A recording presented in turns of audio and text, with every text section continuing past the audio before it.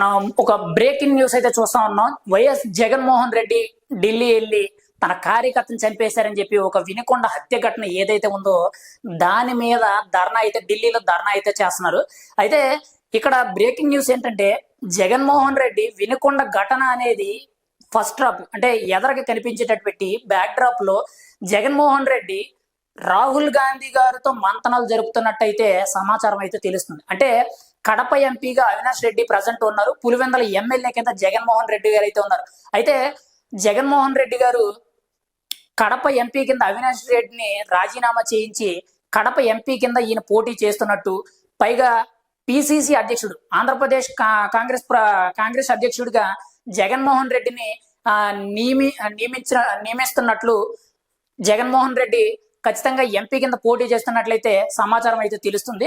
అంటే ఖచ్చితంగా వీళ్ళిద్దరి మధ్య అయితే వెనకాల అంటే ఏదైతే హత్య ఘటన అని చెప్పి ప్రజలకు సమాచారం ఇస్తూ ధర్నా అయితే చేస్తున్నారో బ్యాక్ డ్రాప్ లో వెనకాల జగన్మోహన్ రెడ్డి ఢిల్లీలో జరిగే మంతనాలు ఏంటంటే ఖచ్చితంగా మనకు ఒక సపోర్ట్ అనేది కావాలని చెప్పి కడప ఎంపీ కింద పోటీ చేసే అవకాశం అయితే ఉండేటట్లయితే మనకైతే తెలుస్తుంది. ప్రస్తుతానికైతే పులివెందుల ఎమ్మెల్యే కింద జగన్మోహన్ రెడ్డి ఉన్నారు, కానీ ఏంటంటే అసెంబ్లీ సమావేశాలకు కానీ ఎక్కడ హాజరు కావట్లేదు. పైగా కూటమి ప్రభుత్వం అనేది వన్ సైడ్ గా గెలవటం వల్ల 164 స్థానాలు కూటమి ప్రపంచం వల్ల జగన్మోహన్ రెడ్డి ఆధిక్యాన్ని చూపించుకోలేవారు. కేవలం 11 స్థానాలకు మాత్రమే జగన్మోహన్ రెడ్డి పరిమితం అయ్యారు. అయితే ఇప్పుడున్న పరిస్థితుల్లో ఆయన ఆంధ్రప్రదేశ్ లో నెగ్గుకు రావాలన్నా, ఆయన కేసుల మీద ఉన్న ఏవైతే కొన్ని వెనకాలండే ఇబ్బందులు ఉంటాయో అవన్నీ కూడా ఫేస్ చేయాలంటే ఖచ్చితంగా ఈయన ఈ ఎమ్మెల్యే కాదు ఎంపీ స్థానానికి వెళ్ళాలని చెప్పి సమాచారం అయితే అందుతుంది. ఆల్రెడీ ఈయన రాహుల్ గాంధీ గారితో మంతనాలు జరుపుతున్నట్టయితే సమాచారం తెలుస్తుంది. ఖచ్చితంగా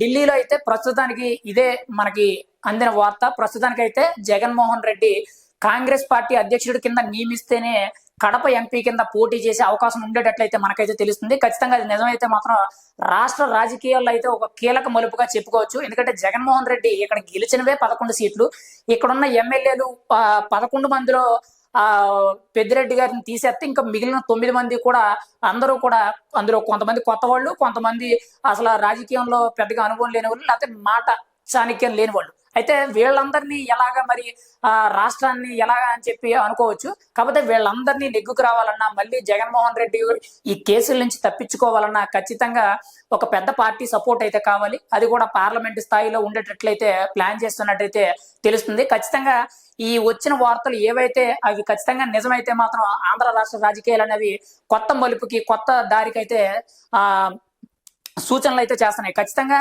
జగన్మోహన్ రెడ్డి ఇప్పుడున్న పరిస్థితుల్లో పులివెందుల ఎమ్మెల్యే కింద రాజీనామా చేసి కడప ఎంపీగా ఎవరైతే ఉన్నారో అవినాష్ రెడ్డిని రాజీనామా చేయించి ఈయన కడప ఎంపీగా పోటీ చేయించి ఒకవేళ వీలైతే అవినాష్ రెడ్డిని మళ్ళీ ఎమ్మెల్యే కింద పోటీ చేయించేటట్టు, లేకపోతే ఇంకొకరిని ఎవరినైనా పులివెందుల ఎమ్మెల్యే కింద పోటీ చేయించేటట్లయితే తెలుస్తుంది.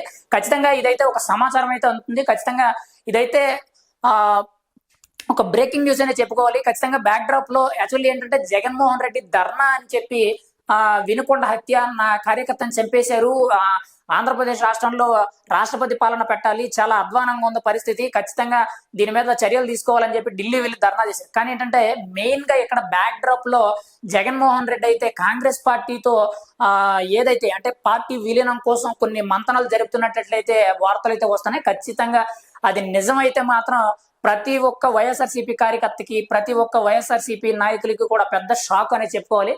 ఖచ్చితంగా అయితే ఇలాంటి వార్త ఏదైతే ఉందో పిసిసి అధ్యక్షుడిగా, ఆంధ్రప్రదేశ్ పిసిసి అధ్యక్షుడిగా ప్రస్తుతానికి వైఎస్ షర్మిల గారు ఉన్నారు. అంటే అన్నా చెల్లెళ్ళు మళ్ళీ కలిసే అవకాశం ఉండేటట్టు కూడా కనిపిస్తుంది. ఖచ్చితంగా ఇదైతే మాత్రం ఆంధ్రప్రదేశ్ లో ప్రతి ఒక్క వైఎస్ఆర్ అభిమానికే కానీ, వైఎస్ఆర్సీపీ కార్యకర్తలకే కానీ ప్రతి ఒక్కరికి కూడా ఒక షాకింగ్ న్యూస్ అని చెప్పుకోవచ్చు. ఖచ్చితంగా ఇది ఎంతవరకు నిజం ఏంటనేది ఖచ్చితంగా మనం అయితే ఎదురు చూడాలి. ప్రస్తుతానికైతే మాత్రం వినుకొండ హత్య ఘటన అనే పేరు మీద మాత్రమే జగన్మోహన్ రెడ్డి ధర్నా చేస్తున్నారు. రేపటి రోజుల్లో ఏం జరుగుద్ది అని చెప్పి మనం అయితే ఎదురు చూడాలి.